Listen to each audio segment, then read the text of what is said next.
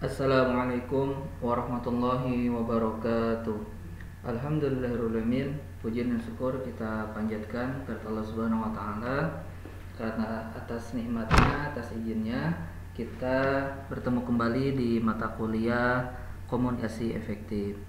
Salam dan salam kita turunkan dan sampaikan kepada baginda alam Nabi besar Muhammad sallallahu alaihi wasallam, kepada keluarganya, para sahabatnya, dan kita sebagai umatnya dan pengikutnya, semoga senantiasa istiqomah di jalan ajar dan sunnahnya. Baik teman-teman semuanya, kembali kita di mata kuliah komunikasi efektif ini. Pada pertemuan yang sebelumnya kita sudah membahas tentang materi penerimaan informasi, dan untuk selanjutnya pada pekan ini kita akan membahas tentang materi kemampuan mendengarkan. Marilah kita buka materi atau pertemuan ketiga ini dengan kalimat basmalah. Bismillahirrahmanirrahim.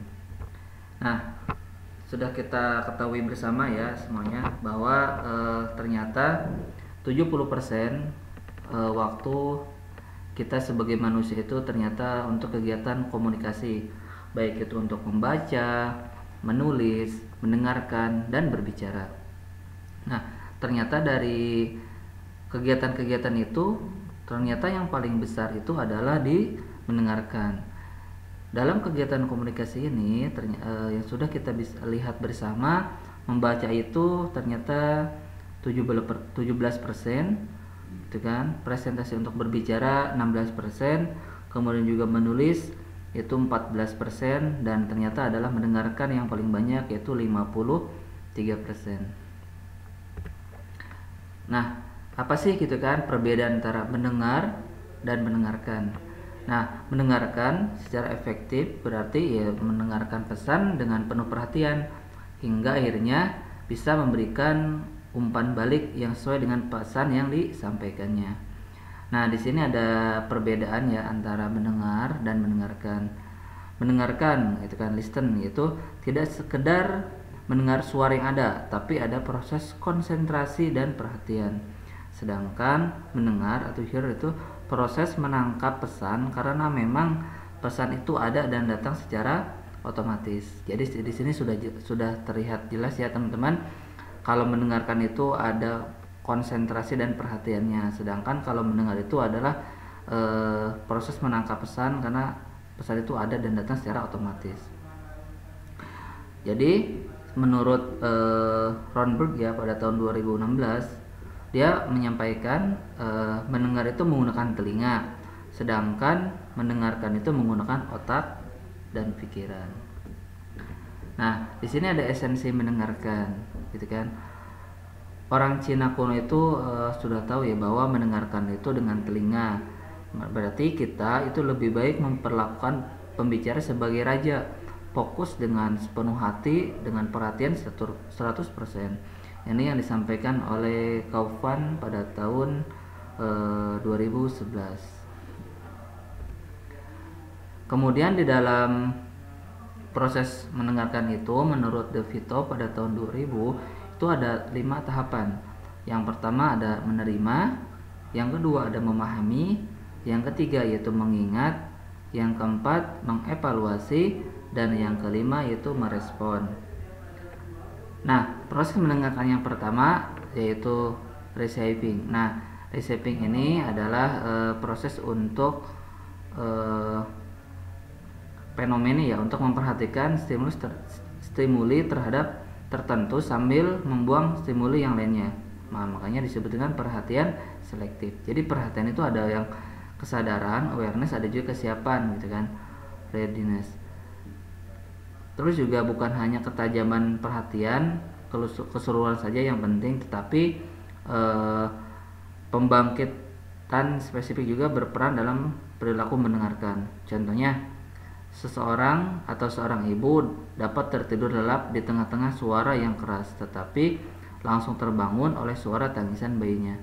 Gitu ya. Jadi ini sangat terlihat beda sekali teman-teman. Seorang ibu itu walaupun dalam kondisi sedang berisik gitu ya, dia tidak akan bangun, tapi kalau mendengar anaknya menangis, dia akan langsung terbangun. Seperti itu teman-teman. Konsep ambang batas adalah tingkat minimal intensitas stimuli yang dapat diperhatikan. Nah, di dalam proses mendengarkan ini, mendengarkan adalah merupakan proses fisiologis otomatis penerimaan stimuli pendengaran, aural stimuli. Kan? Proses menerima merupakan tahap pertama dalam proses mendengarkan. Frekuensi berbicara manusia itu berkisar dari 1205 125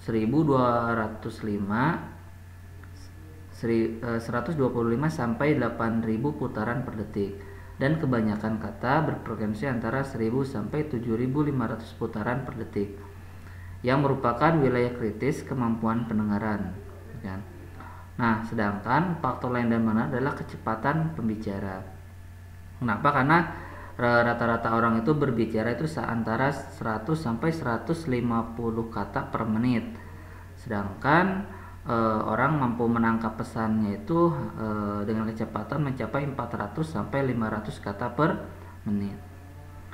Kemampuan memproses informasi adalah jadi 4 kali lebih cepat dari rata-rata orang berbicara, kan? Maka diperlukan cara untuk menggunakan waktu luang ini agar tidak menjadi bosan dan melamun ketika mendengarkan orang yang berbicara dengan kecepatan yang lambat. Yang kedua yaitu ada proses understanding atau memahami. Nah, di sini memahami adalah proses pemberian makna pada kata yang didengar sesuai dengan makna yang dimaksud oleh si komunikan atau si komunikator, si pengirim pesan. Memahami merupakan proses yang paling rumit dalam mendengarkan. Nah, di sini ada proses mendengarkan, remembering gitu kan. Jadi dalam proses yang ketiga ini, nah jadi ada yang namanya short term memory (STM), ada juga yang long term memory. Maksud di sini itu mengingat menyimpan informasi untuk diperoleh kembali jika diperlukan.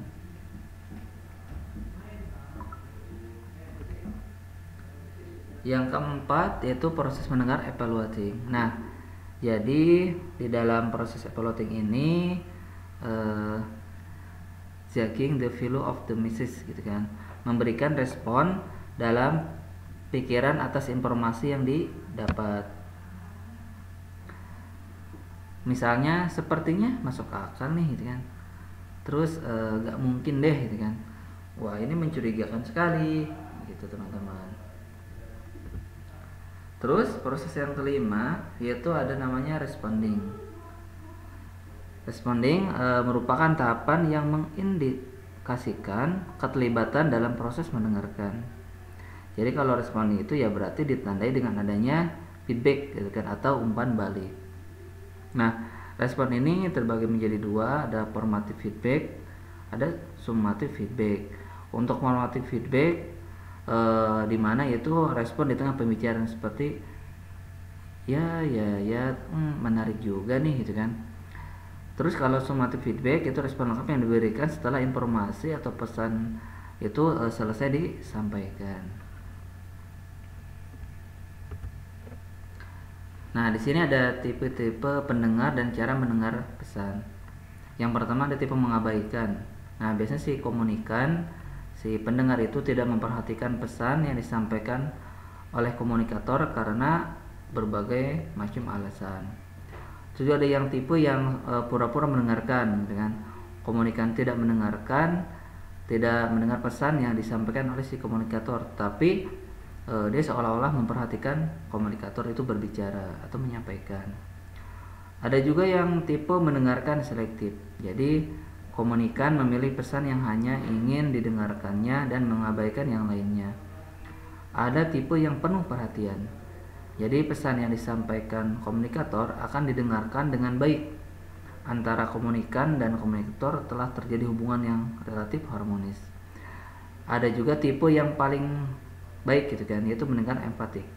Nah, di sini ada pesan yang disampaikan oleh komunikator akan didengarkan dengan jauh lebih baik dan memberikan kesan yang kuat sehingga relatif akan lebih lama diingat. Nah, di sini saya sarankan kepada teman-teman itu harus memiliki tipe yang penuh perhatian dan mendengarkan empatik. Nah, di sini dalam proses cara mendengarkan efektif itu ada 4 gitu kan. Ada restarting, ada reflecting, ada encouraging, dan ada summering. Itu diringkas gitu kan. Itu cara untuk mendapatkan hasil dari mendengarkan yang efektif. Nah, di sini ada sikap mendengarkan efektif. Pertama, sikap itu berpikir positif gitu kan. Dan jangan berprasangka yang jelek atau negatif sebelum melakukan verifikasi terhadap pribadi lawan komunikasi gitu kan. Terus juga sikap kita itu harus membuka pikiran, perasaan, dan bersikap terbuka selama proses komunikasi sehingga membuat nyaman lawan bicara kita. Terus sikap yang ketiga itu penuh perhatian. Kenapa? Karena agar selama proses komunikasi dan hilangkan faktor-faktor pengganggu komunikasi seperti dering telepon gitu kan, atau jenis-jenis interupsi lainnya. Terus juga pastikan yang ada dengarkan itu dapat mengkomunikasikan kembali. Maksudnya adanya umpan balik ataupun feedback. Nah, di sini ada 8 hambatan dalam mendengarkan efektif. Yang pertama yaitu membandingkan. Nah, mendengarkan menjadi sulit ketika pasangan kita itu sibuk membandingkan. Contohnya tuh, siapa nih yang lebih cerdas gitu kan, siapa yang lebih hebat, siapa yang lebih bekerja dengan keras, kamu atau saya gitu kan, dan seterusnya. Terus juga yang kedua, membaca pikiran. Nah, bila lawan bicara kita sudah membaca pikirannya, maka ia sudah tidak sungguh-sungguh menaruh perhatian pada lawan bicara atau pasangan yang diajak bicara, bahkan apa yang dibicarakan oleh pasangan tersebut. Dia mencoba mencari tahu apa yang sungguh-sungguh dipikirkan dan dirasakan oleh orang-orang tersebut. Terus yang ketiga, hambatan menyiapkan jawaban.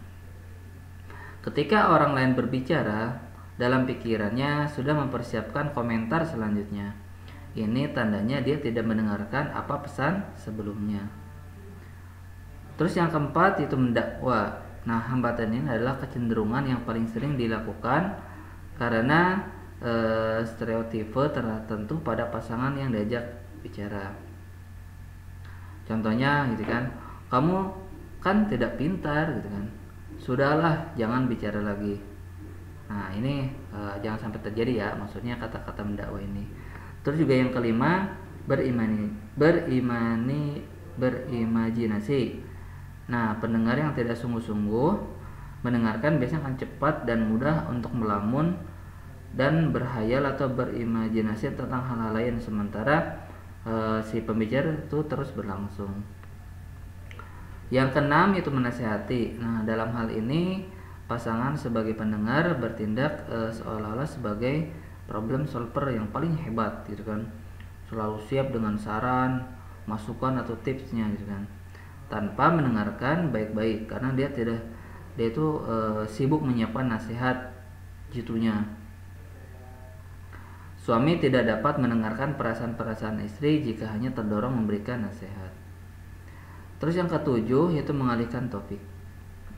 Nah, karena pasangan tidak mendengar dengan sungguh-sungguh, maka tentunya akan bosan gitu kan. Nah, kebosanan itulah yang akan semakin membuat menjadi mudah untuk mengalihkan topik. Terus yang ke-8 itu mendamaikan. Nah, sepertinya sih ingin menghibur pasangan yang diajak bicara, namun tujuan utamanya adalah supaya pembicaraan bisa berlangsung dengan cepat dan tidak masuk ke inti pembicaraan yang lebih gitu kan. Kenapa? Karena dia tidak ingin mendengarkannya lebih jauh. Contohnya, sudahlah, dia memang begitu, sudah kawan tenang saja gitu kan, nanti biar kami yang urus. Jadi itulah hambatan-hambatan yang sering kita temui dalam mendengarkan yang efektif. Tidak mudah sih teman-teman gitu kan, tapi bila hambatan-hambatan yang tadi itu bisa dihilangkan, itu bisa berguna gitu kan untuk kehidupan kita gitu kan. Jadi orang yang kita sayangi atau pasangan itu akan semakin sayang kepada kita.